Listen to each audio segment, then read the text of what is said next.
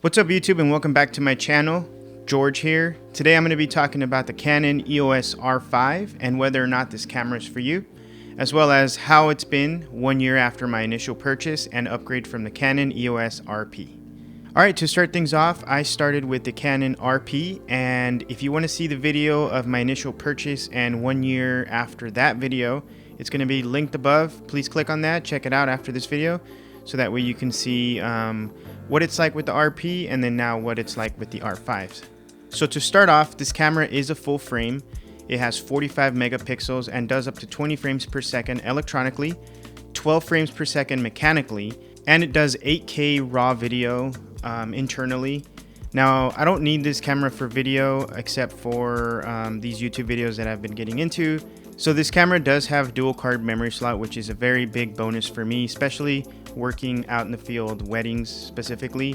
I don't have to worry about whether one card is going to fail and whether or not I'm going to have a backup camera on me. For the most part, I don't bring two cameras along with me to weddings, so the dual card slot has always worked out in my favor. So this camera also does have in-body image stabilization, which is a plus because indoor weddings for me, and you really need to get that extra stop of light, it always comes in clutch. Some of the key features that are in my favor for my body of work are the in-body image stabilization, the 20 frames per second, as well as a dual card slot. Also, 45 megapixels isn't something that I was after with this camera, but it is a plus because if I happen to get an image that I want to crop into, I'm not really going to lose that much resolution coming from I want to say like 20 megapixel Canon RP, I think is what it was.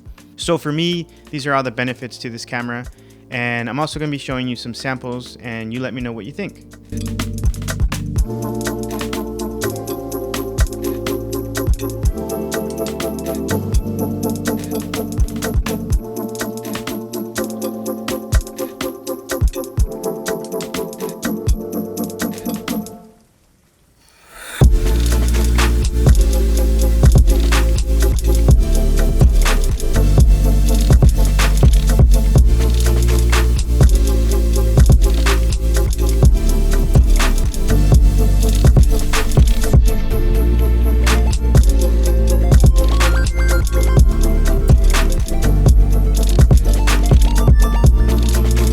So let me know what your thoughts are on some of these photos that you just saw on the comments down below. I would love to hear a little bit more about what your thoughts are.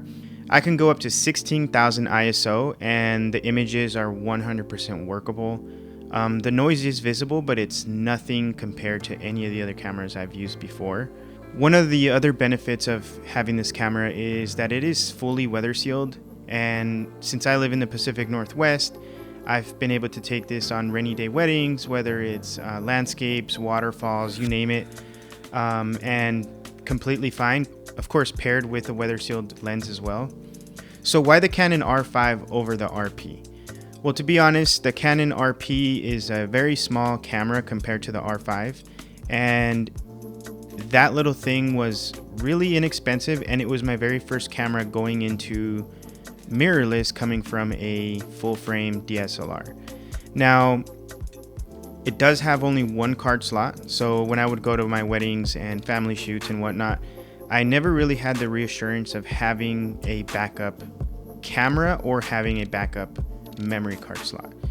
In case one of them got corrupted, then on the RP, that's pretty much it. You're pretty much out of luck there. With the R5, I've got dual slots.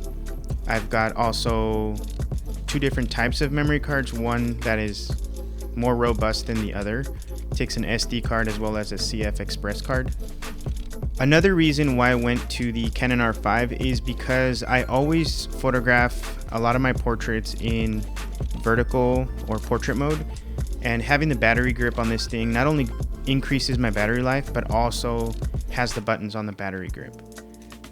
One of the cons with the RP was that it does not have a battery grip. It only has a battery or a finger, like a handle extender, and that's about it. There is no, at least not since filming this video, there is no battery grip for it that has multiple batteries and has the buttons on the side like all the other cameras. So that was a con with the RP, and I always found myself kind of holding it kind of at a weird angle, but not anymore with this R5.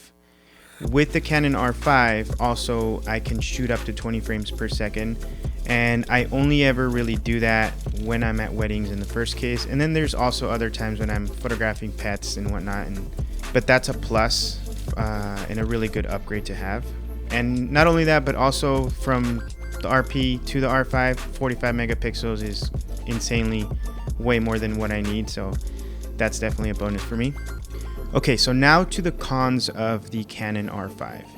I really think that for photography, I don't see any cons. I don't think I've ever really came across anything that I wish I had or I wish could be different.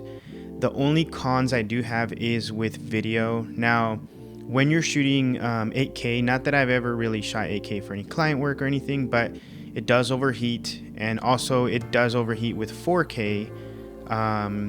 But since the firmware updates, it's been a lot better. But that being said, I think more of my cons are on the video side. So the video that you're watching now is actually being recorded in 4K. It's at 23.98 frames per second, but it is at 4K. And if I need to, I can punch in if I have to, want to, and I can still have the full resolution. Or at least from a 1080p, you'd have that extra wiggle room there. So that's a plus, but like I said, it is a con that it does overheat. Other than that, I think there really is no cons as of yet, and I've only had this camera for a year. So is this camera for you? I'm gonna say depending on the body of work that you do. If you're using it for weddings, I would say 100% I would rather get this even over like a Canon R6. It does chew up more memory because of the 45 megapixel raw images that come out of it. However, I believe that when you're shooting raw and you have all these megapixels and you need to, for any reason, crop in post, then it still gives you such a high quality image and it's not going to affect anything. So other than for that reason of chewing up so much memory, I think this would be the best go-to for weddings and for wedding photographers, as well as for wildlife and sports photographers as well. If you're looking at jumping into a mirrorless camera, I would definitely say go with the Canon RP instead. If you're already a professional photographer using a DSLR and you want to just transition pretty smoothly, I would definitely say the Canon R5 is the way to go. A lot of the button layout is the exact same way, such as the 5D Mark II, Mark III, and even Mark IV.